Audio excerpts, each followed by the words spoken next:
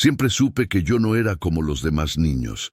No porque fuera especial o tuviera algún talento oculto, sino porque me faltaba algo fundamental que todos los otros tenían sin siquiera darse cuenta. Un lugar de donde venir, alguien que dijera mi nombre con cariño, una historia que precediera mi existencia. Me llamo Elian Solís, tengo 21 años y hasta hace poco más de un mes, mi vida entera cabía en una mochila raída y una caja de cartón debajo de mi cama en el albergue municipal. No es que me queje, ¿entiendes? Simplemente así fueron las cosas. Nací en algún hospital público cuyo nombre nunca supe, fui entregado o abandonado. Los detalles siempre fueron confusos y crecí rotando entre instituciones estatales donde los adultos cambiaban cada 6 meses y los compañeros desaparecían sin despedirse. Cuando cumplí los 18, como sucede con todos los que crecimos en el sistema, me dieron una palmada en el hombro, un sobre con algunos documentos y la dirección de un dormitorio público donde podía quedarme hasta conseguir trabajo. No hubo fiesta, no hubo pastel, solo la sensación de haber sido procesado y liberado como un trámite administrativo más. Los siguientes 3 años fueron una nebulosa de empleos temporales, cuartos compartidos con extraños que roncaban o llegaban borrachos a las 3 de la madrugada, y esa certeza constante de que yo estaba de paso en todas partes. Nunca tuve un lugar que fuera mío, ni siquiera un rincón donde pudiera decir, esto es mi espacio y nadie puede quitármelo. Vivía en un estado permanente de provisionalidad, como esas carpas que arman los vendedores ambulantes sabiendo que en cualquier momento la policía puede llegar y obligarlos a moverse. El día que todo cambió fue un martes común, uno de esos días grises donde el cielo parece hecho de cemento y el aire huele a escape de autobús. Yo estaba saliendo de una entrevista de trabajo para un puesto de almacenista. Una de esas entrevistas donde sabes, desde el momento en que entras, que no te van a contratar porque tu currículum tiene más agujeros que experiencia real. Cuando vi a un tipo esperándome en la esquina. Era un hombre mayor, con traje oscuro pero gastado en los codos, y llevaba un maletín de cuero que parecía haber visto mejores décadas. Me llamó por mi nombre completo, algo que siempre me sobresalta porque casi nadie lo usa, y me extendió un sobre manila grueso y pesado. Me explicó que era notario y que tenía que entregarme personalmente unos documentos relacionados con una herencia. Herencia. La palabra me sonó tan extraña como si me hubiera dicho que yo era el heredero de un reino medieval. Le dije que debía haber un error, que yo no tenía familia, que nadie en este mundo tenía razón alguna para dejarme nada. Pero él insistió, revisó mis documentos de identidad con meticulosidad profesional y finalmente me hizo firmar un recibo de entrega. Cuando abrí el sobre esa noche, en la litera superior de mi cama en el dormitorio, encontré una llave de hierro oxidada, escrituras de propiedad a mi nombre de un lugar llamado Rancho Los Olvidados, y una carta breve escrita en una caligrafía temblorosa que decía simplemente, para Elian Solís, lo que fue mío ahora es tuyo, que encuentres aquí lo que yo no pude encontrar nunca, paz. No había firma. No había remitente, solo esas palabras enigmáticas y la dirección de una propiedad en Sonora, a más de 1000 kilómetros de donde yo estaba. Pasé toda la noche sin dormir, mirando esos papeles como si fueran a evaporarse si dejaba de observarlos. Las escrituras estaban en orden, certificadas y legales. Pero no había ninguna explicación de quién había sido el dueño anterior o por qué yo era el beneficiario. Al día siguiente fui a la oficina del notario para exigir respuestas, pero la secretaria me informó que el despacho solo había actuado como intermediario, que los honorarios habían sido pagados con anticipación mediante transferencia bancaria y que toda la información del cliente estaba protegida por confidencialidad profesional. Lo único que pudo decirme fue que el antiguo propietario había fallecido 3 meses atrás y que las instrucciones para la transferencia de la propiedad databan de varios años antes. Durante una semana entera me debatí entre la incredulidad y una esperanza frágil que me daba miedo alimentar. Investigué lo poco que pude sobre el rancho en Internet, pero apenas encontré referencias. Era una propiedad rural de tamaño mediano en una zona árida de Sonora, registrada como tierra de uso agrícola, aunque aparentemente abandonada desde hacía años. No había fotos recientes, no había reseñas turísticas, nada que me diera una idea real de qué era lo que supuestamente ahora me pertenecía. Pero la palabra pertenecía comenzó a resonar en mi cabeza como un mantra. Por primera vez en mi vida yo era dueño de algo más grande que una mochila. Por primera vez había un lugar en este mundo que legalmente me correspondía. Junté lo poco que tenía ahorrado, renuncié al trabajo de medio tiempo que tenía limpiando oficinas por las noches y compré un boleto de autobús hacia el norte. El viaje duró casi 24 horas, con paradas en terminales polvorientas donde vendían tacos de dudosa procedencia y donde los baños públicos parecían llevar décadas sin una limpieza profunda. Mientras el paisaje cambiaba de urbano a rural, de verde a marrón, de húmedo a seco, yo sentía crecer dentro de mí una mezcla de anticipación y terror. ¿Qué iba a encontrar allá? ¿Un rancho próspero con animales y cultivos? ¿Una casa habitable donde finalmente podría tener privacidad y estabilidad? ¿O simplemente un montón de ruinas que requerirían más dinero del que jamás tendría para ser habitables? Llegué al pueblo más cercano al rancho al atardecer del segundo día. Era uno de esos lugares que parecen existir únicamente como punto de paso en el mapa, con una calle principal flanqueada por negocios de fachadas despintadas y casas de adobe que se fundían con el color de la tierra. Pregunté en la pequeña tienda de abarrotes cómo llegar al rancho Los Olvidados y la mujer detrás del mostrador, una señora entrada en años con delantal floreado, me miró con una expresión extraña, como si hubiera mencionado un lugar maldito o prohibido. Me dio indicaciones vagas, gesticulando hacia el este, y añadió en voz baja que hacía mucho tiempo que nadie vivía allá, que la tierra era mala y que yo haría mejor en regresar por donde había venido. No le hice caso. Contraté a un hombre con una camioneta destartalada para que me llevara, pagándole con parte de mis últimos pesos, y mientras avanzábamos por un camino de terracería que parecía no haber visto mantenimiento en décadas, comencé a entender por qué el lugar se llamaba Los Olvidados. El paisaje era desolador. Tierra reseca y agrietada, arbustos espinosos que parecían más muertos que vivos, y un silencio tan absoluto que podías escuchar el zumbido de tus propios pensamientos. Cuando finalmente divisamos las estructuras del rancho en la distancia, mi corazón se hundió. Lo primero que vi fue la cerca perimetral, o lo que quedaba de ella, postes de madera podridos inclinados en ángulos imposibles, alambre de púas oxidado colgando como telarañas metálicas. Más allá, las edificaciones principales se alzaban contra el cielo rojizo del atardecer como monumentos a la decadencia.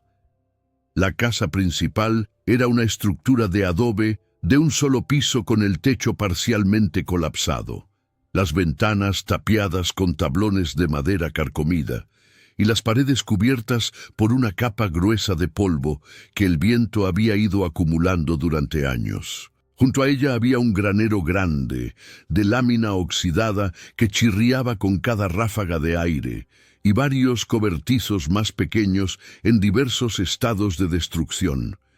El conductor me dejó en la entrada y se marchó rápidamente, como si tuviera prisa por alejarse de ese lugar. Me quedé solo, de pie en medio de ese silencio aplastante, sosteniendo mi mochila y sintiendo el peso de la llave de hierro en mi bolsillo.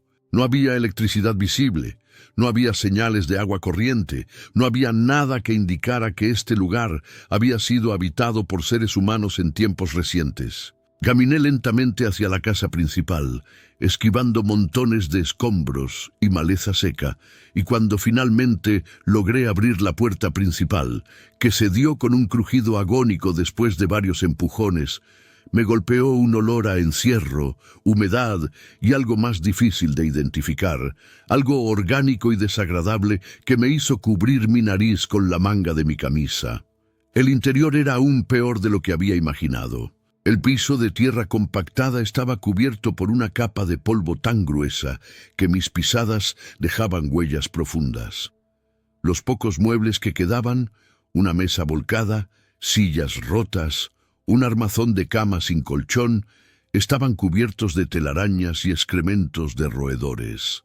Las paredes mostraban manchas de humedad en patrones abstractos, y en algunos lugares el adobe se había desmoronado dejando agujeros que revelaban la estructura de madera interior.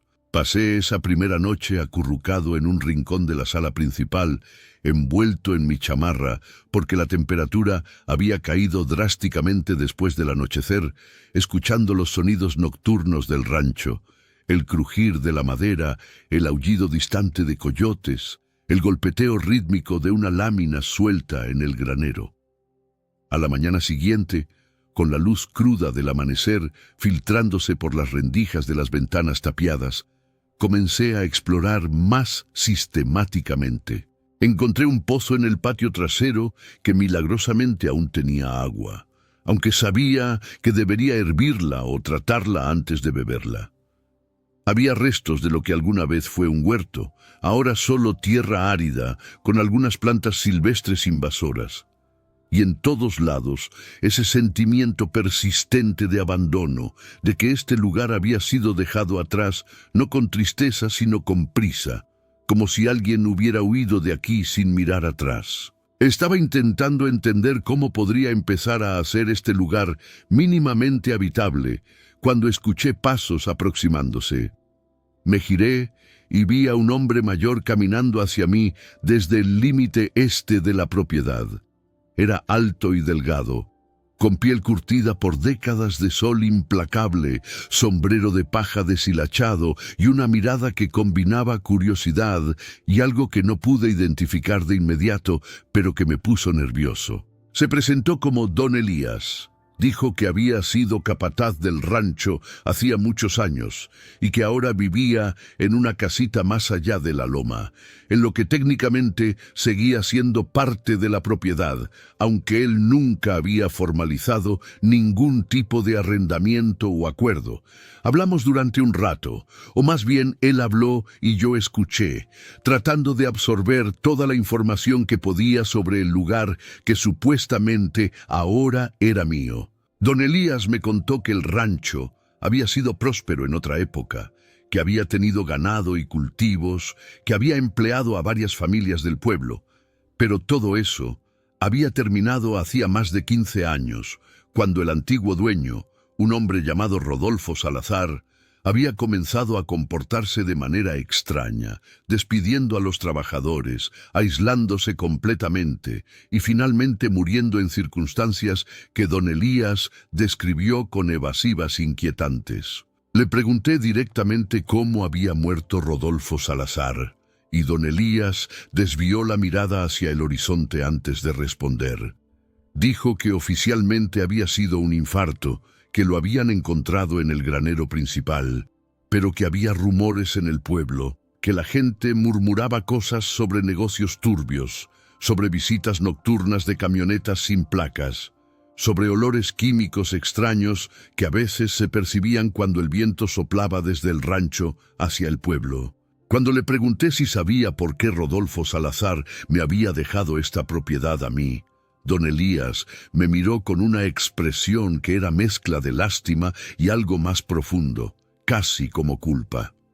Me dijo algo que me heló la sangre. Me dijo que Rodolfo Salazar había estado pagando mis gastos en el orfanato desde que yo era un bebé, que cada mes llegaba una transferencia bancaria específicamente designada para cubrir mi manutención, que eso era información que él sabía porque Rodolfo se lo había mencionado una vez durante una borrachera particularmente intensa.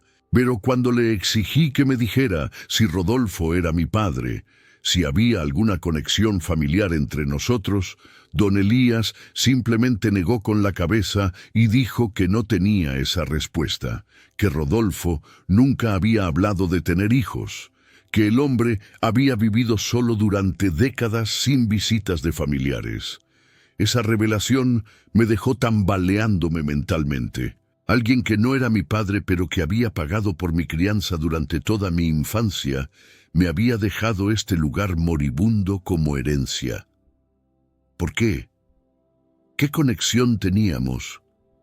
¿Y por qué sentía don Elías esa lástima cuando me miraba, como si yo fuera víctima de algo que aún no comprendía?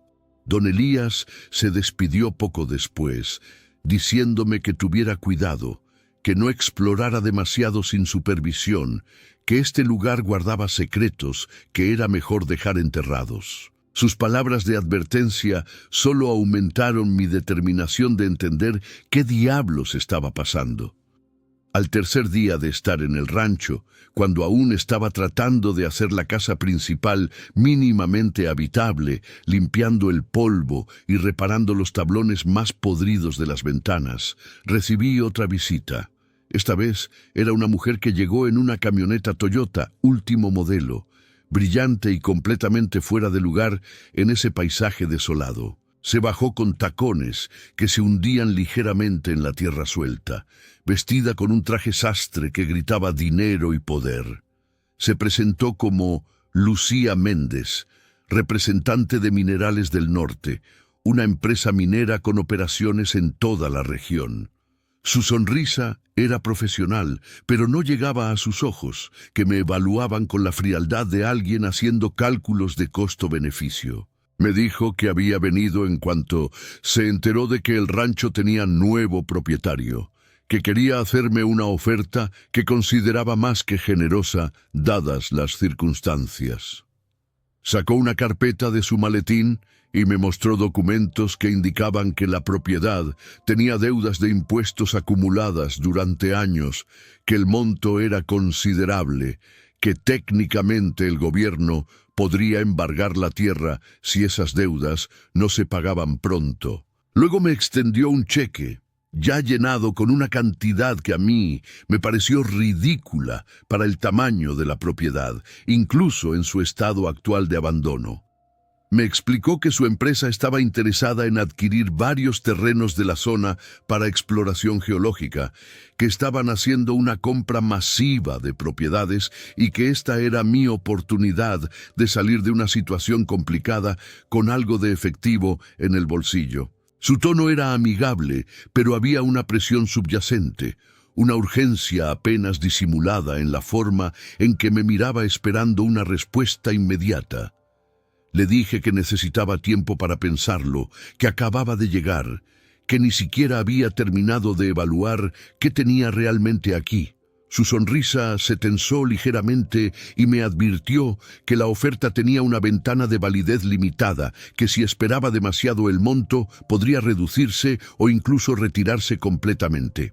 Después de insistir un poco más y ver que yo no iba a firmar nada en ese momento, se marchó dejándome su tarjeta de presentación y reiterando que me contactara pronto, que era por mi propio bien. Esa noche no pude dormir.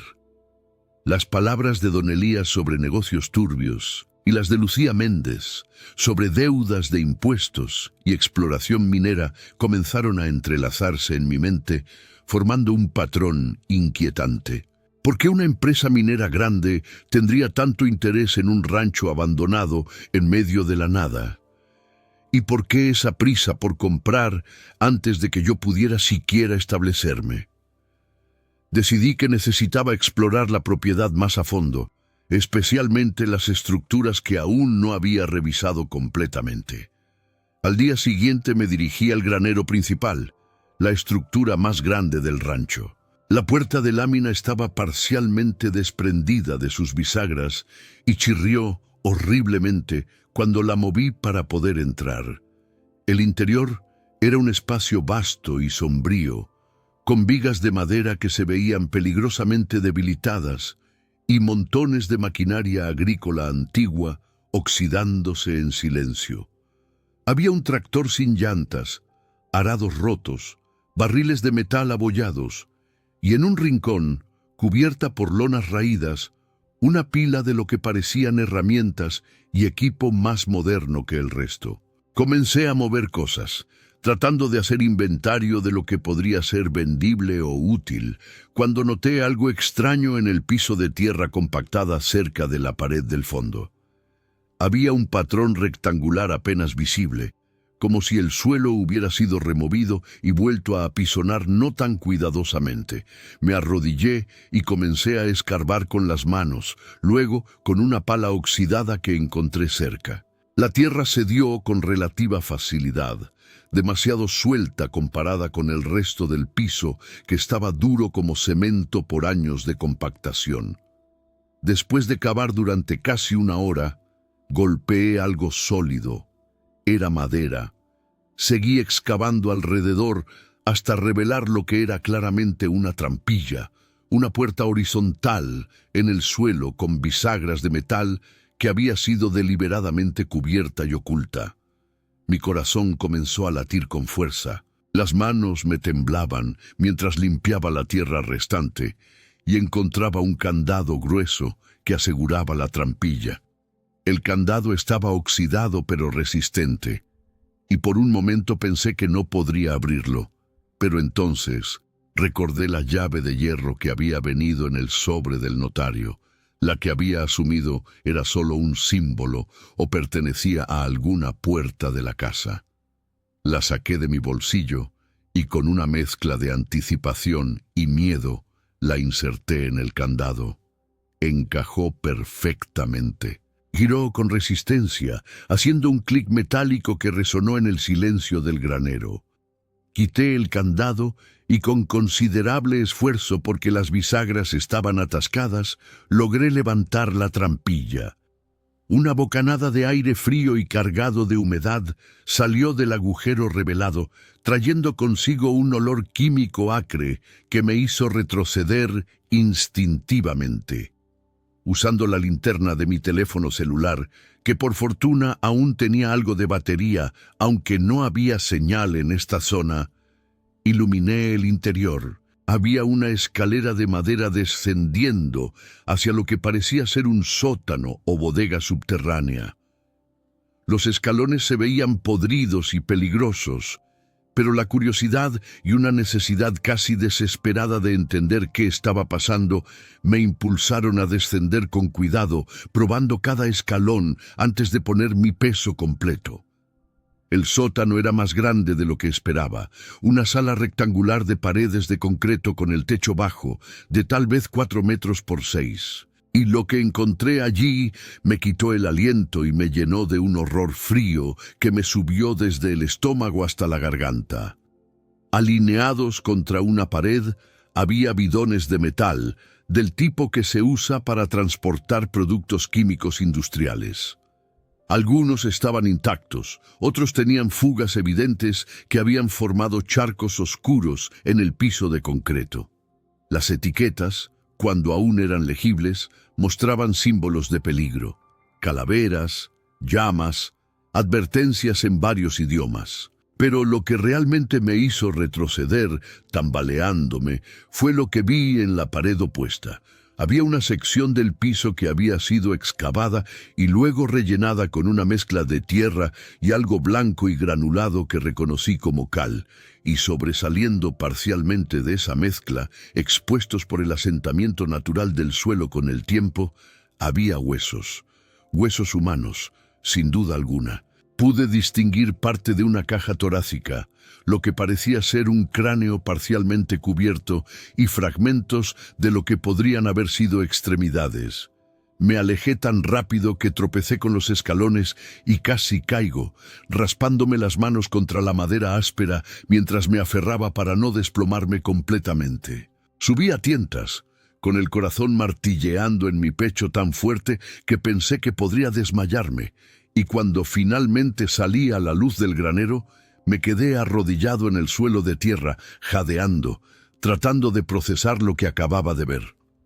Mi rancho, mi herencia, el único lugar que supuestamente me pertenecía en este mundo, no era un hogar. Era una tumba clandestina.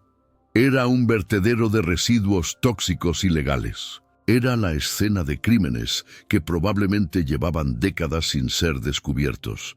Y yo, Elian Solís, el huérfano sin pasado ni futuro, había sido convertido en el nuevo custodio de estos secretos monstruosos.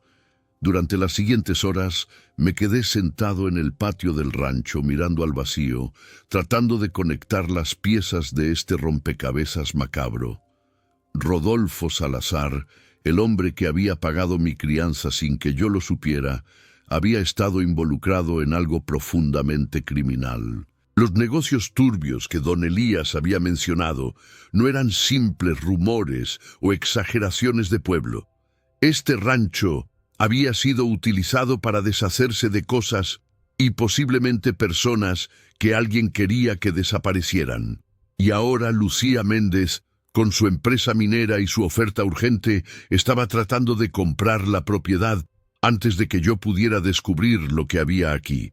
Todo comenzaba a tener un sentido horrible. La empresa minera probablemente estaba conectada con lo que fuera que Rodolfo había estado haciendo.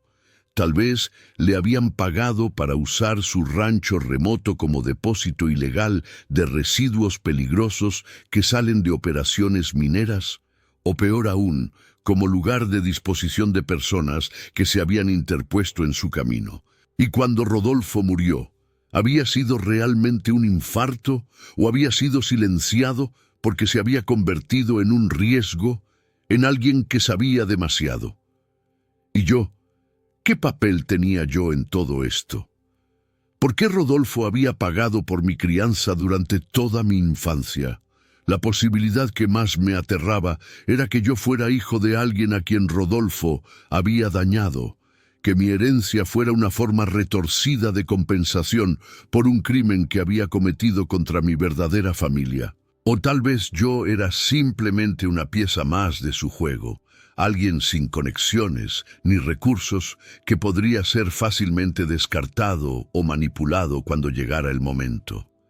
Esa noche prácticamente no dormí, dando vueltas en mi mente a las opciones que tenía. Podía aceptar la oferta de Lucía Méndez, tomar el dinero y largarme, fingir que nunca había visto lo que había en ese sótano, perpetuar el ciclo de silencio y corrupción. Con ese dinero podría empezar en algún otro lugar, alquilar un departamento pequeño en alguna ciudad donde nadie me conociera, buscar trabajo honesto, intentar construir una vida normal. Nadie sabía que yo había descubierto el sótano. Podía simplemente cerrar esa trampilla, cubrirla de nuevo con tierra y dejar que los secretos siguieran enterrados. La tentación era real. Durante toda mi vida había sido invisible. Había sido alguien a quien el sistema procesaba y olvidaba. Podía seguir siendo invisible, podía sobrevivir como siempre había sobrevivido, adaptándome y manteniéndome por debajo del radar. Pero había algo en mí, algo que había estado dormido durante años de simplemente aguantar y seguir adelante, que se había despertado. Era rabia, era indignación, era el rechazo fundamental a seguir siendo un peón en juegos que otras personas jugaban con vidas humanas como fichas desechables. Pensé en esos restos humanos en el sótano. Alguien los había puesto allí. Alguien había terminado con vidas humanas y las había enterrado en cal como si fueran basura, como si no importaran, como si no hubiera nadie en el mundo que los extrañara o buscara. Yo sabía exactamente cómo se sentía ser nadie para nadie, Había vivido toda mi vida con esa sensación de no importarle a nadie lo suficiente como para que mi ausencia dejara un vacío. Y tal vez por eso mismo, precisamente porque yo conocía esa nada desde dentro, no podía simplemente darle la espalda a esas personas enterradas en mi propiedad. Al amanecer del quinto día, tomé mi decisión.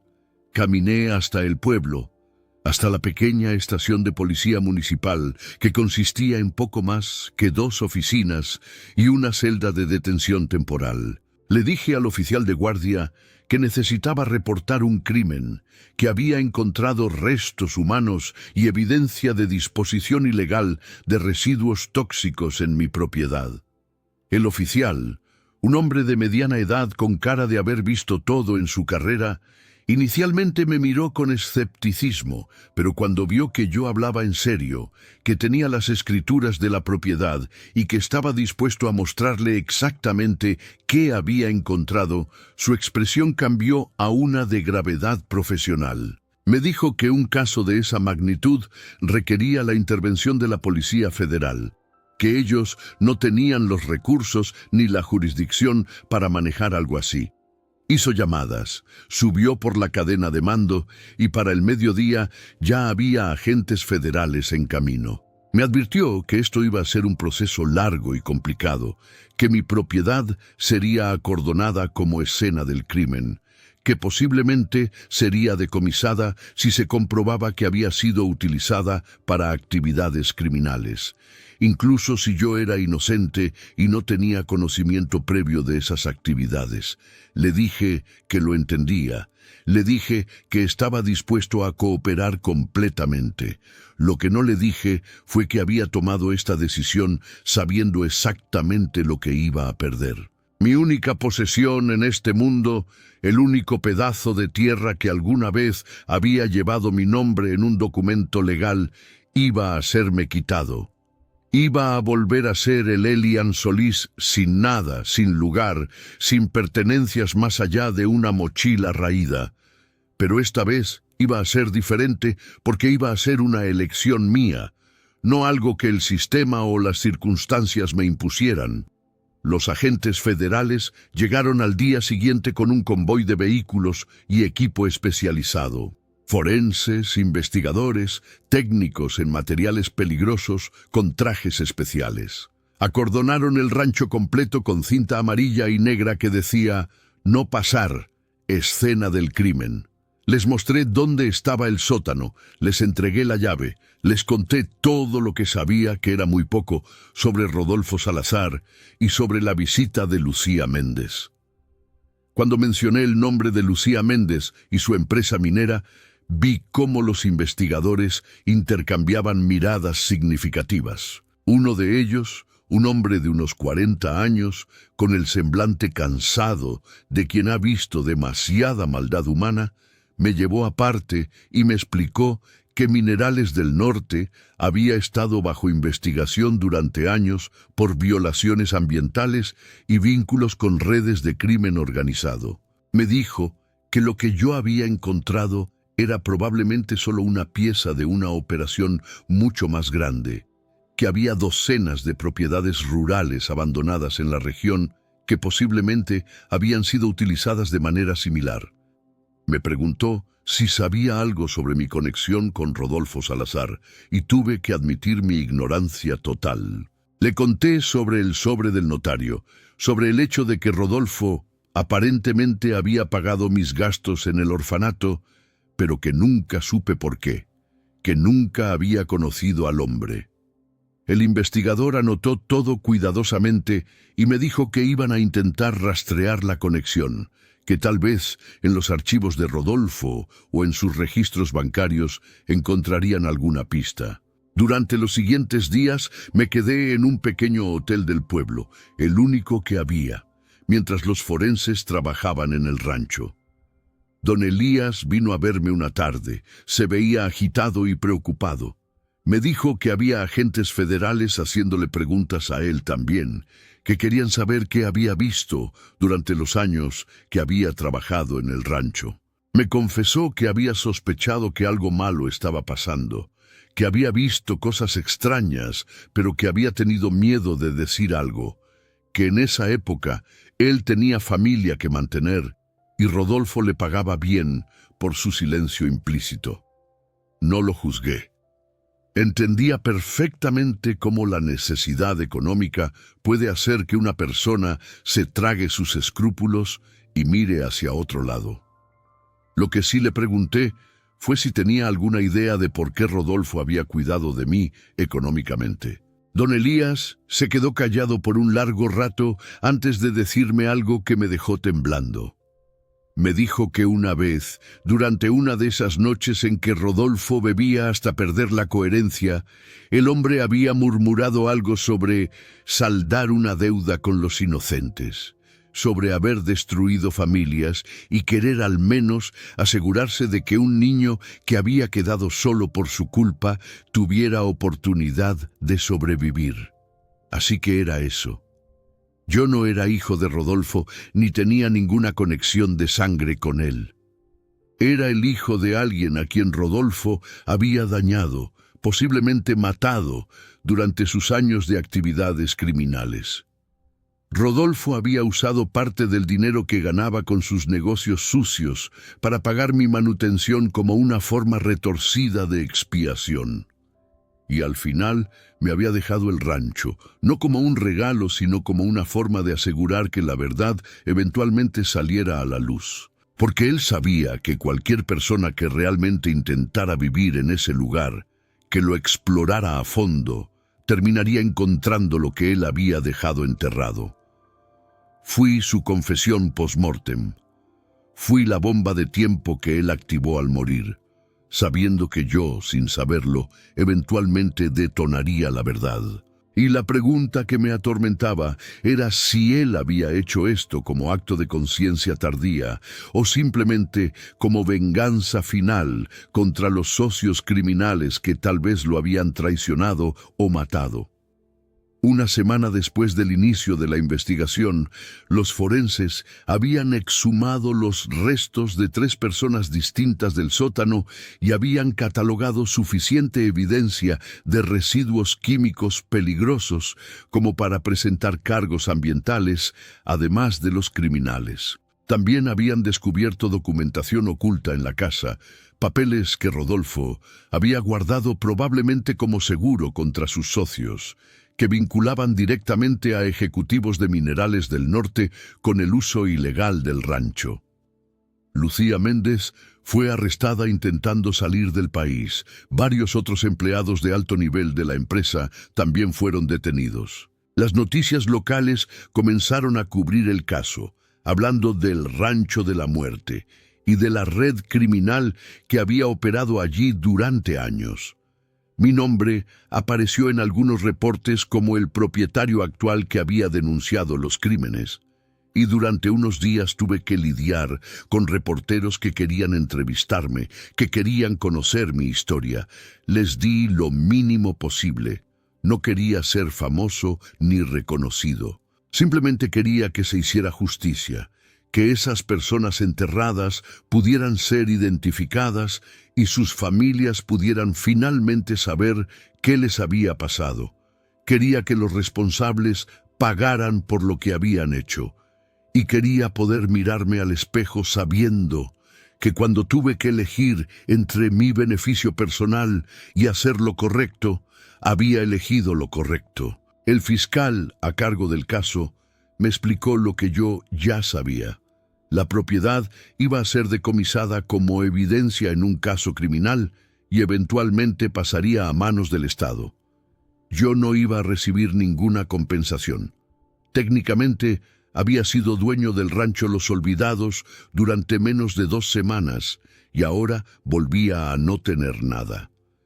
Me ofreció apoyo de servicios sociales, programas de reubicación, pero rechacé la mayoría. Ya había vivido demasiados años dependiendo de instituciones. Lo único que acepté fue un pequeño adelanto en efectivo de un fondo para testigos cooperadores, suficiente para pagar algunas semanas de alojamiento básico mientras decidía qué hacer con mi vida. El último día, antes de irme del pueblo, caminé de vuelta al rancho. Los peritos forenses ya habían terminado su trabajo principal y solo quedaban unos pocos técnicos haciendo mediciones finales. Las cintas amarillas ondeaban con el viento seco, delimitando un espacio que ya no era mío, pero que por un breve momento había representado todo lo que yo había deseado. Pertenencia, raíces, un lugar propio. Me arrodillé en la tierra junto a la entrada de la propiedad y tomé un puñado de esa tierra contaminada, manchada por años de crímenes y secretos enterrados. La sostuve en mi mano, sintiendo su textura áspera, su peso mínimo. Durante toda mi vida había anhelado tener tierra bajo mis pies que pudiera llamar mía, un pedazo del mundo donde mi existencia tuviera un ancla. Y cuando finalmente la tuve, resultó ser tierra envenenada, tierra que guardaba huesos de personas cuyas vidas habían sido rotas por la codicia y la violencia. Abrí mi mano y dejé que el viento se llevara esa tierra, viéndola dispersarse en el aire seco del desierto de Sonora.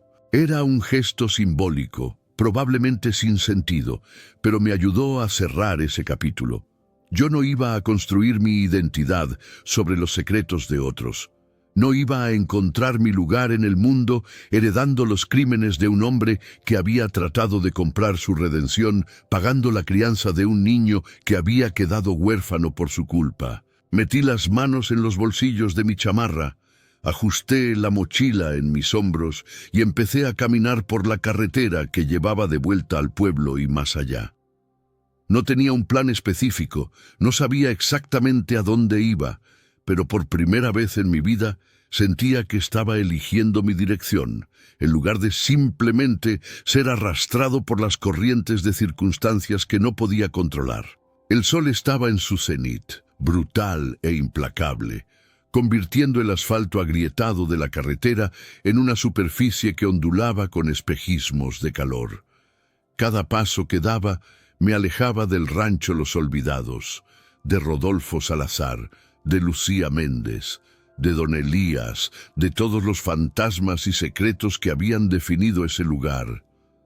Sabía que adelante me esperaba incertidumbre, probablemente más dificultades económicas, más noches en albergues públicos, más trabajos temporales y precarios. Pero también sabía algo que no había sabido antes. Sabía que cuando me enfrenté a la elección entre seguridad material manchada de sangre y pobreza con conciencia limpia, había elegido la segunda. Esa elección no me hacía mejor que otros que habrían elegido diferente. No me convertía en héroe ni en mártir. Simplemente me hacía ser alguien que podía vivir consigo mismo.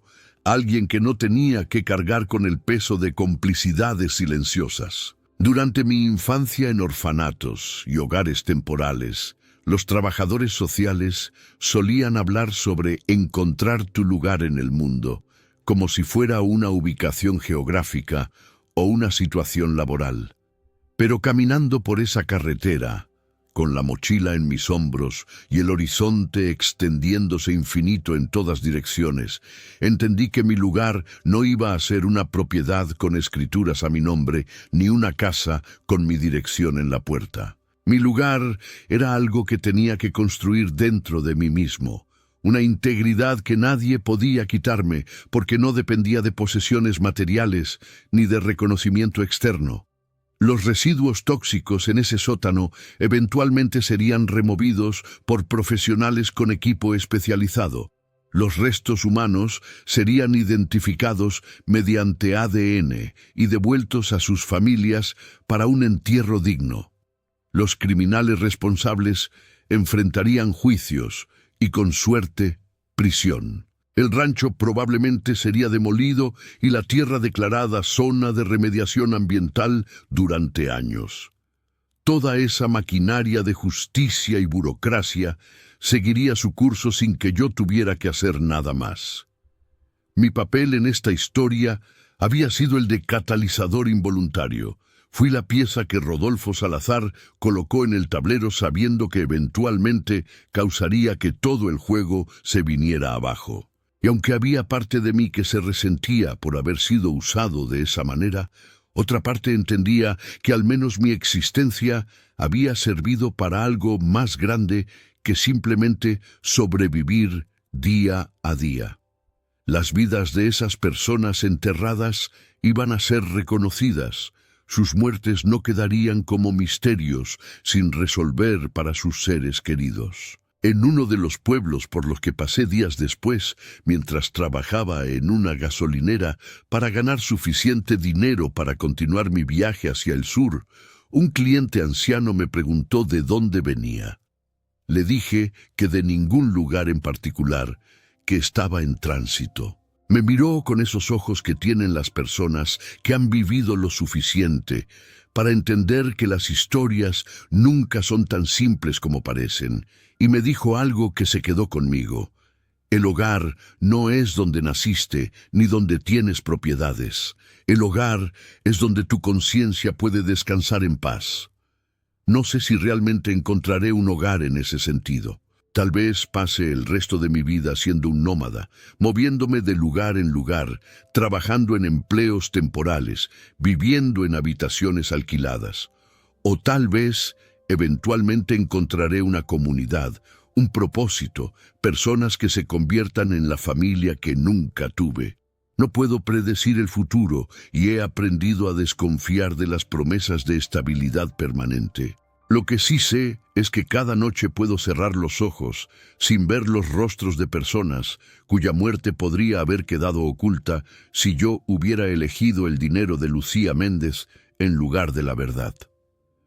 Sé que mi nombre está limpio de complicidades, que no soy continuador de los crímenes de Rodolfo Salazar, sino el que los expuso a la luz. Y sé que si Rodolfo me observa desde donde sea que los muertos van, ve que su apuesta sobre mí fue correcta, que yo elegiría la justicia sobre la conveniencia, incluso cuando esa elección me costara todo. Esa carretera por la que caminé alejándome del rancho se extendía interminablemente, dividiéndose eventualmente en cientos de caminos posibles. No tengo un mapa que me diga cuál tomar. No tengo una brújula moral perfecta que siempre me señale la dirección correcta. Solo tengo la certeza de que mis elecciones son mías, que mi vida, por difícil y precaria que sea, me pertenece de una manera que nunca me habría pertenecido si hubiera construido mi futuro sobre los cimientos podridos de ese rancho. El sol siguió moviéndose por el cielo mientras yo seguía caminando y eventualmente, como siempre lo hace, comenzó a descender hacia el horizonte. Las sombras que había proyectado durante el mediodía, duras y definidas, se alargaron y suavizaron con la luz dorada del atardecer. Y en esas sombras cambiantes vi una metáfora que resonaba con mi propia experiencia. Las sombras de nuestro pasado siempre estarán con nosotros, pero la forma que toman depende de dónde estemos parados y hacia dónde estemos mirando. Yo había estado en la sombra toda mi vida, siendo el niño sin nombre y sin historia que el sistema procesaba con indiferencia. Pero ahora, caminando hacia adelante con mis propios pies, eligiendo mi dirección, esas sombras quedaban detrás de mí. No desaparecían, no podían ser borradas, pero tampoco me definían completamente. Eran parte de mi historia, pero no toda mi historia, y el resto de mi historia aún estaba por escribirse. Cuando finalmente paré a descansar esa noche, acampando junto al camino porque no tenía dinero para un hotel, me acosté mirando las estrellas que comenzaban a aparecer en el cielo oscurecido. Eran las mismas estrellas que habían brillado sobre el rancho Los Olvidados, sobre mi infancia en orfanatos, sobre todos los momentos de mi vida. Constantes, indiferentes, testigos silenciosos de toda la tragedia y esperanza humana que se desarrollaba bajo su luz fría. Y bajo esas estrellas, sin propiedades, sin conexiones, sin nada que pudiera llamar mío, excepto la ropa que llevaba puesta y el peso de mis decisiones, me dormí con una sensación que nunca antes había experimentado plenamente: paz. No era la paz de tener todo resuelto, ni la paz de saber que el futuro sería fácil. Era la paz de saber que por una vez, cuando importó, había hecho lo correcto sin importar el costo personal. El rancho podría haber sido mi ancla, el lugar que finalmente me daba una identidad geográfica y legal, pero habría sido un ancla que me habría hundido en las profundidades morales de complicidad y silencio. Al soltarlo, al dejarlo ir incluso sabiendo que volvería a estar sin nada, me había liberado de una manera que nunca habría logrado si lo hubiera conservado. No sé qué dirán los archivos sobre mí dentro de 20 años. Probablemente aparezco como una nota al pie en los expedientes judiciales del caso contra Minerales del Norte, el propietario accidental que denunció los crímenes y luego desapareció en la corriente anónima de personas que viven al margen de las estructuras oficiales. No tendré obituario largo ni lápida con epitafio elaborado. Mi nombre probablemente no será recordado por las generaciones futuras. Pero las 3 personas cuyos restos fueron exhumados del sótano de ese rancho podrán descansar finalmente en tumbas apropiadas, con sus nombres recuperados, sus desapariciones ya no siendo misterios sin resolver para sus familias. Los químicos tóxicos serán removidos y tratados apropiadamente en lugar de seguir filtrándose en el suelo y el agua subterránea. Los criminales que usaron ese lugar como su vertedero personal de evidencia enfrentarán consecuencias por sus acciones. Y todo eso sucedió porque yo elegí la verdad sobre la conveniencia. No fue una elección heroica, no requirió valentía extraordinaria. Solo requirió estar dispuesto a soltar algo que nunca realmente había sido mío para empezar. El rancho era de Rodolfo Salazar, manchado por sus crímenes y cargado con sus culpas. Yo solo fui el mensajero que entregó su confesión final al mundo. Mientras continúo mi camino hacia adelante, hacia sea lo que sea que el futuro me depare, llevo conmigo una verdad que vale más que cualquier propiedad.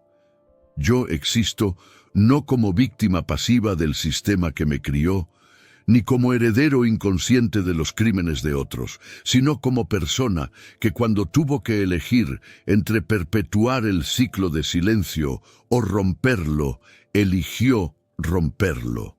Esa elección no me hace especial, simplemente me hace humano, completamente y responsablemente humano.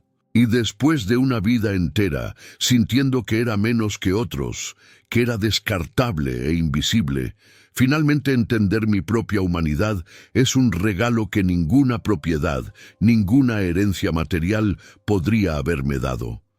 El viento del desierto sigue soplando, llevándose esa tierra contaminada que solté hacia destinos desconocidos. Yo sigo caminando, dejando huellas en el polvo que el mismo viento borrará eventualmente.